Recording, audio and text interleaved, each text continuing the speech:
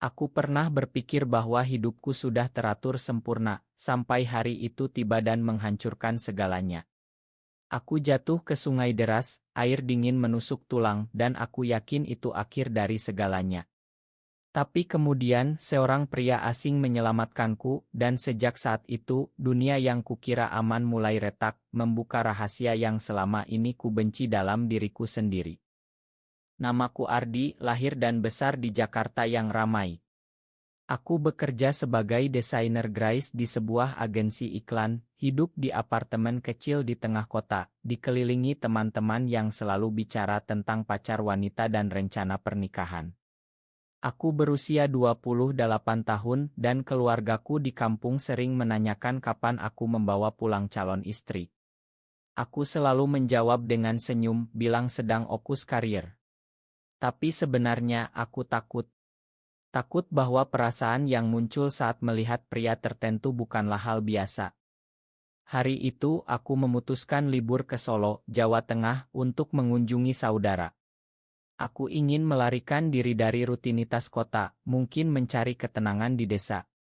Aku menyewa motor dan berkeliling sendirian, melewati sawah hijau dan sungai-sungai kecil yang mengalir tenang. Sungai Bengawan Solo terlihat indah dari kejauhan, airnya coklat karena musim hujan baru reda. Aku berhenti di pinggir jalan, turun untuk mengambil oto. Angin sepoi, burung-burung berkicau, semuanya terasa damai. Tapi kemudian tanah di tepi sungai licin karena hujan semalam. Kakiku tergelincir, dan sebelum sadar, aku sudah jatuh ke air deras. Arusnya kuat, membawa aku menjauh dari tepi. Aku berjuang, tapi air masuk ke mulut, paru-paruku terbakar. Aku berteriak minta tolong, tapi suaraku hilang ditelan gemuruh air. Pikiranku berputar, ini akhirnya. Belum ada yang tahu rahasiaku, dan sekarang aku mati sendirian. Tiba-tiba aku merasakan tangan kuat menarik kerah bajuku. Seorang pria menyelam ke air, berenang dengan kekuatan luar biasa, dan menarikku ke permukaan. Dia membawaku ke tepi, melemparku ke rumput basah. Aku batuk-batuk, muntah air sungai, tubuhku gemetar. Dia berlutut di sampingku, napasnya terengah tapi tenang. Kamu baik-baik saja, suaranya dalam, beraksen Jawa kental. Aku memandangnya untuk pertama kali. Dia tinggi, berbadan tegap, kulitnya sawo matang karena sering terjempa matahari. Rambutnya hitam pendek, topi koboi coklat menutupi sebagian wajahnya yang tampan, dengan rahang tegas dan mata hitam yang dalam. Dia mengenakan kemeja kotak-kotak lengan digulung, celana jeans usang, dan sepatu bot seperti koboi di Ilm Barat, tapi di tengah Jawa. Namanya Rea, katanya. Dia peternak sapi di desa, kebetulan sedang menggembala ternaknya di dekat sungai.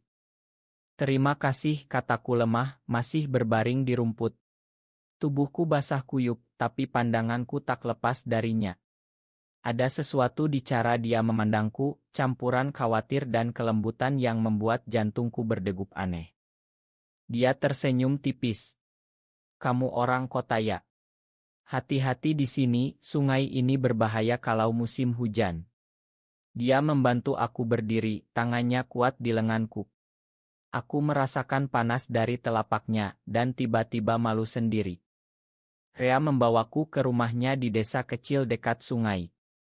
Rumah kayu sederhana, dikelilingi kandang sapi dan padang rumput. Ibunya menyambut dengan hangat, memberi baju kering dan teh panas. Aku cerita tentang kecelakaan itu, dan mereka tertawa ringan, bilang aku beruntung Rea lewat. Malam itu aku menginap di sana karena motoranku hilang tertelan arus, dan tak ada transportasi ke kota. Saat makan malam, aku duduk di teras, memandang bintang-bintang yang lebih terang daripada di Jakarta. Rea duduk di sampingku menghisap rokok kretek. Kamu sering ke sini, tanyanya. Tidak, ini pertama kali sendirian, jawabku. Kami bicara panjang tentang hidupnya sebagai peternak, bagaimana dia mewarisi usaha ayahnya, menggembala puluhan sapi setiap hari. Dia bilang hidup di desa tenang, tapi kadang kesepian. Aku cerita tentang kota, hiruk-pikuknya, tapi juga kesepian di tengah keramaian. Malam semakin larut dan aku merasakan tarikan aneh terhadapnya. Cara dia tertawa, suaranya yang dalam, bahunya yang lebar. Aku menggelengkan kepala dalam hati. Ini hanya karena dia menyelamatkanku, sindrome pahlawan atau apa. Tapi saat dia mengantar aku ke kamar tamu, tangannya menyentuh bahuku sebentar. Istirahat yang nyenyak, Ardi. Sentuhan itu membuatku tak bisa tidur semalaman. Keesokan harinya, aku bangun dengan tubuh masih pegal. Rea sudah di kandang memberi makan sapi-sapinya. Aku keluar, menyapa ibunya yang sedang memasak di dapur luar. Mau ikut aku ke padang, tanya Rea sambil tersenyum. Aku mengiyakan, penasaran dengan hidupnya. Kami naik kuda, ya, dia punya beberapa kuda untuk menggembala. Aku duduk di belakangnya, memegang pinggangnya karena takut jatuh.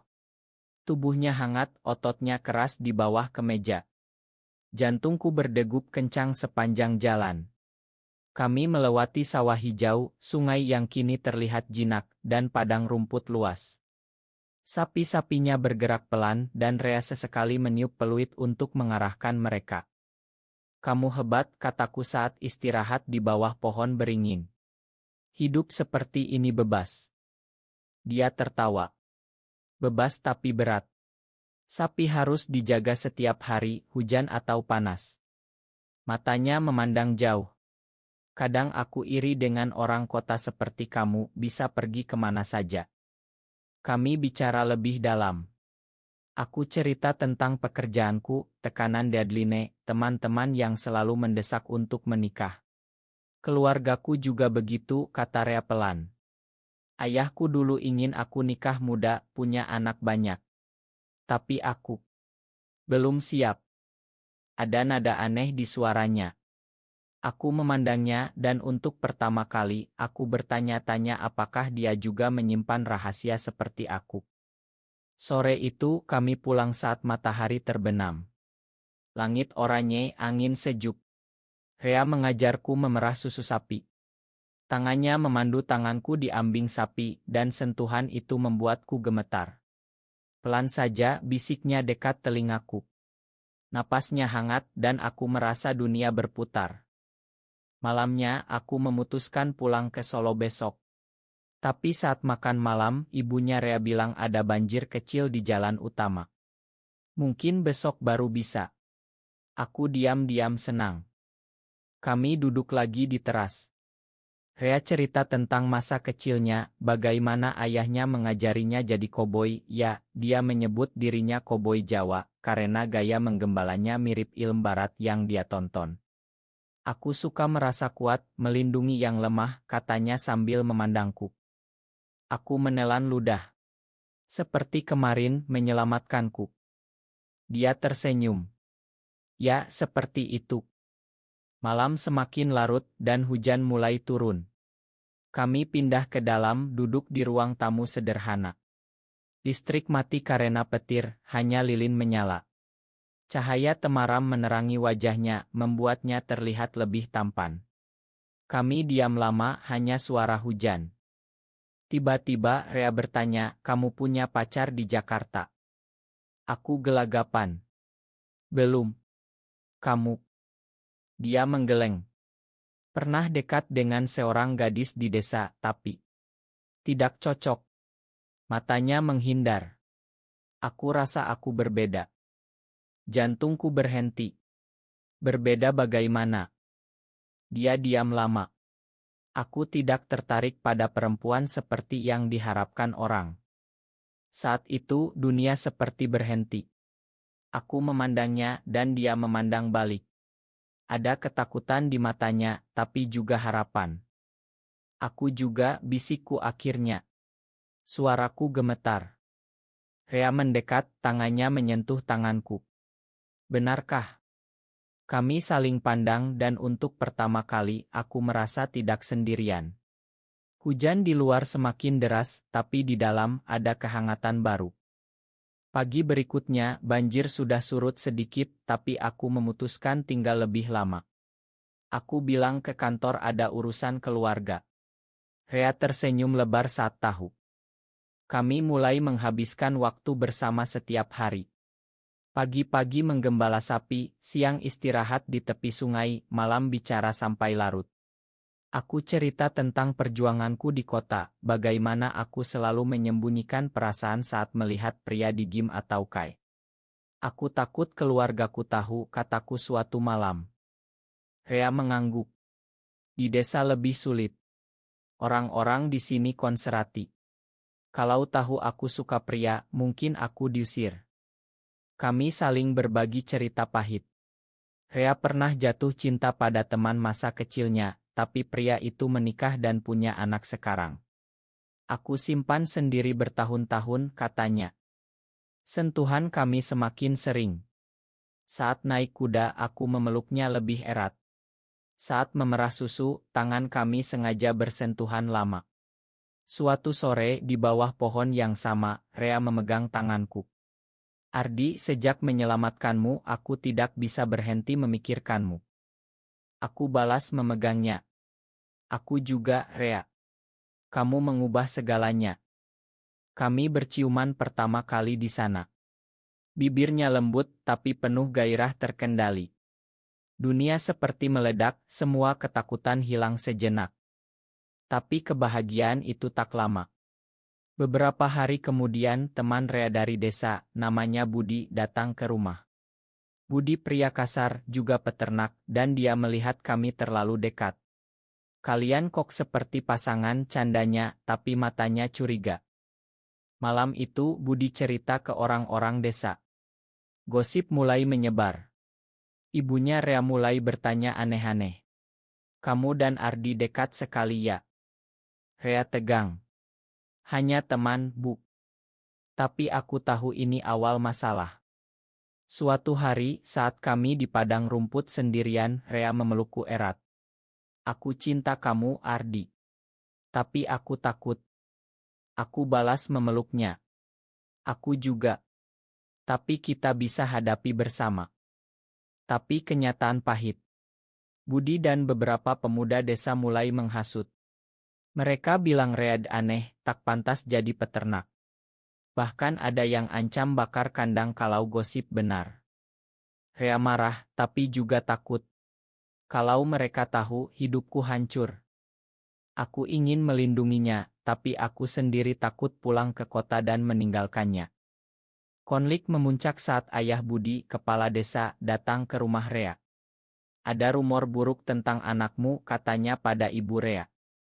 Ibu Rea menangis. Rea diam saja. Malam itu, kami bertengkar pertama kali. Mungkin aku harus pulang, kataku. Rea memegang tanganku. Jangan tinggalkan aku. Tapi pengkhianatan datang dari tempat tak terduga. Ternyata Budi bukan hanya hasut, dia iri. Rea cerita bahwa dulu Budi pernah mendekatinya, tapi Rea tolak halus. Sekarang Budi balas dendam dengan sebarkan rumor ke seluruh desa, bahkan ke kota kecil terdekat. Orang-orang mulai menjauhi Rea. Pembeli sapi tak datang, kandang sepi. Ibunya sakit karena stres. Aku tinggal lebih lama untuk bantu. Kami kerja keras, tapi Rea semakin murung. Ini salahku, katanya. Aku yang bawa kamu ke sini. Bukan, jawabku. Ini karena kita mencinta. Tapi pengkhianatan sejati dari saudaraku sendiri. Aku cerita ke adikku di Jakarta, ia telepon, minta saran. Tanpa sadar, adikku cerita ke orang tua kami. Orang tuaku marah besar, telepon aku. Pulang sekarang. Jangan rusak nama keluarga. Aku shock. Bagaimana kalian tahu? Adikku mengaku tak sengaja. Aku cerita ke Rea, dan dia hancur. Keluargamu juga menolak. Kami semakin terpojok. Desa mulai demonstrasi kecil di depan rumah, lempar batu ke kandang. Sapi-sapi ketakutan. Suatu malam, Rea hilang. Aku panik cari ke sungai, takut dia nekat. Akhirnya kutemukan di padang rumput, duduk sendirian. Aku ingin kabur saja, katanya menangis. Pria kuat itu menangis di pundakku. Kami peluk erat di bawah bintang. Kita kabur bersama, usulku. Tapi Rea geleng. Aku tak bisa tinggalkan ibu. Konflik semakin gaicing.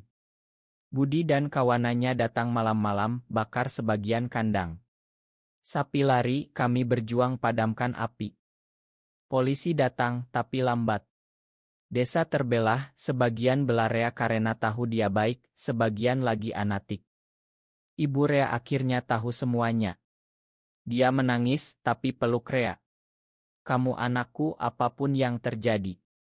Itu memberi harapan kecil. Tapi aku harus pulang ke Jakarta, kantor ancam pecat. Saat perpisahan di stasiun, Rea memelukku lama. Tunggu aku, bisiknya. Aku janji. Di Jakarta, hidupku hancur. Keluarga menolak bicara, teman-teman gosip. Aku depresi, tapi ingat Rea memberi kekuatan. Bulan-bulan berlalu. Aku kerja mekanis, tapi hati di desa. Kami telepon setiap malam, Rea cerita usahanya bangkit pelan, ibunya dukung meski desa masih dingin. Tapi pengkhianatan lagi, Budi sebarkan foto kami berciuman yang dia ambil diam-diam, foto itu viral di grup desa, bahkan ke media lokal kecil. Rea dihujat habis-habisan. Kandangnya dirusak lagi, dia hampir bunuh diri.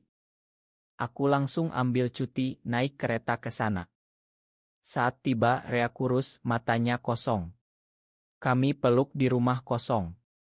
Aku tak tahan lagi, katanya. Kami putuskan hadapi bersama. Aku bantu dia jual sapi tersisa, pindah ke kota kecil lain di Jawa Tengah yang lebih terbuka. Tapi sebelum pindah, konfrontasi terakhir dengan Budi. Budi datang minta maaf pura-pura, tapi sebenarnya ingin Rea balik padanya. Rea tolak tegas. Aku cinta Ardi. Budi marah, pukul Rea. Aku lindungi, kami berkelahi.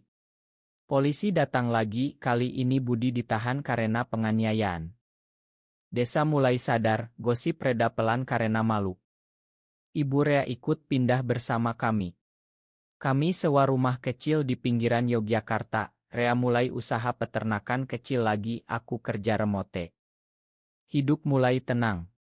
Kami tak perlu sembunyi lagi di rumah sendiri. Tapi luka dalam masih ada. Rea sering mimpi buruk, aku juga takut kehilangan. Suatu malam, di teras baru, kami bicara dalam. Makan aku karena segalanya berubah gara-gara aku, kataku. Rea peluk aku. Tidak. Kamu yang selamatkan aku sekarang. Kami berciuman di bawah bulan, merasakan cinta yang lebih dalam setelah badai. Tahun berganti. Kami hidup sederhana di Yogyakarta. Rea bangun peternakan kecil, aku bantu desain logo untuk usahanya. Ibunya sehat lagi, bahkan terima aku sebagai anak. Kami tak pernah menikah resmi, tapi cinta kami kuat. Kami bergabung dengan komunitas lebih kecil di kota, saling dukung. Suatu hari, kami kembali ke Sungai Bengawan Solo. Tempat aku jatuh dulu. Air tenang sekarang. Kamu ingat, tanya Rea sambil pegang tanganku. Tentu. Hari aku terseret sungai, tapi kamu selamatkan. Dan segalanya berubah jadi lebih baik. Dia tersenyum.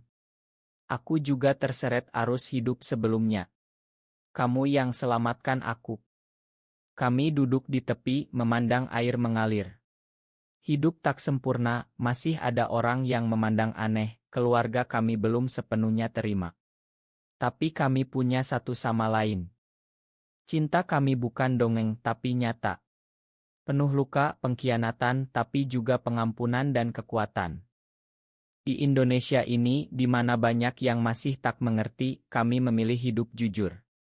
Karena cinta sejati tak perlu sembunyi selamanya. Dan saat matahari terbenam, seperti hari pertama, aku tahu, meski terseret sungai kehidupan, ada seseorang yang akan menyelamatkanmu, dan membuat segalanya berubah menjadi indah. Akhirnya, kami bahagia dalam cara kami sendiri. Personalia, tenang, penuh kasih.